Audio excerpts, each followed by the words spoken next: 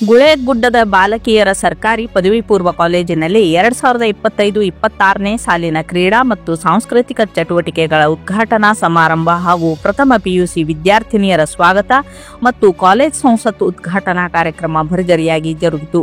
ಕಾರ್ಯಕ್ರಮವು ಕುಮಾರಿ ಹೆಬ್ಬಳ್ಳಿವ ಮಾದರ್ ಅವರ ಪ್ರಾರ್ಥನೆಯೊಂದಿಗೆ ಆರಂಭವಾಯಿತು. ಎಸ್.ವೈ. ನೀರಲ್ಕೇರಿ ಉಪನ್ಯಾಸಕಿಯವರು ಅತಿಥಿಗಳನ್ನು ಪುಷ್ಪ ವಿತರಣೆ ಮೂಲಕ ಸ್ವಾಗತಿಸಿ ಪರಿಚಯಿಸಿದರು. ಪ್ರಾಸ್ತಾವಿಕ ಭಾಷಣವನ್ನು ಪಿಡಿ ಹುಬ್ಬಳ್ಳಿ ಉಪನ್ಯಾಸಕರು ನೀಡಿದರು.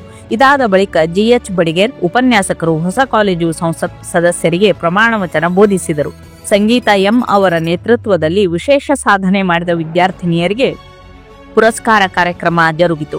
ಉದ್ಘಾಟಕರಾಗಿ ಆಗಮಿಸಿದ ಬಿ.ಎ. ತೆಲ್ಸಂಗ್ ಅವರು ಮಕ್ಕಳಿಗೆ ಸಮಯದ ಮಹತ್ವವನ್ನು ಕಥೆಗಳಿಂದ ವಿವರಿಸಿದರು. ಮುಖ್ಯ ಅತಿಥಿಯಾದ ಡಾಕ್ಟರ್ ವಿ.ಎನ್. ಧಾನಕ್ಷಿರು ಅವರು ಪಠ್ಯೇತರ ಚಟುವಟಿಕೆಗಳ ಮಹತ್ವವನ್ನು ವಿವರಿಸುತ್ತಾ ಚೆಸ್ ಪಂದ್ಯಾವಳಿಗೆ ಬಹುಮಾನ ಘೋಷಿಸಿದರು. ಈ ಸಂದರ್ಭದಲ್ಲಿ ದ್ವಿತೀಯ ಪಿಯುಸಿ ವಿದ್ಯಾರ್ಥಿನಿಯರು ಹೊಸ ವಿದ್ಯಾರ್ಥಿನಿಯರಿಗೆ ಹೃದಯಪೂರ್ವಕ ಸ್ವಾಗತಿಸಿದರು. ಹೆಚ್ಚು ಅಂಕ ಪಡೆದ ವಿದ್ಯಾರ್ಥಿನಿಯರಿಗೆ ಸನ್ಮಾನ ಮಾಡಲಾಯಿತು. ಅಧ್ಯಕ್ಷತೆಯನ್ನು ವಹಿಸಿದ ಪ್ರಾಚಾರ್ಯ ಎಸ್.ಬಿ. ಮಡಿವಾಳರ್ ಅವರು ಉತ್ತಮ ಸಿಬ್ಬಂದಿಯ ಸದುಪಯೋಗದಿಂದ ವಿದ್ಯಾರ್ಥಿನಿಯರು ಮುಂದೆ ಬೆಳೆಯಬೇಕೆಂದು ಸಲಹೆ ನೀಡಿದರು.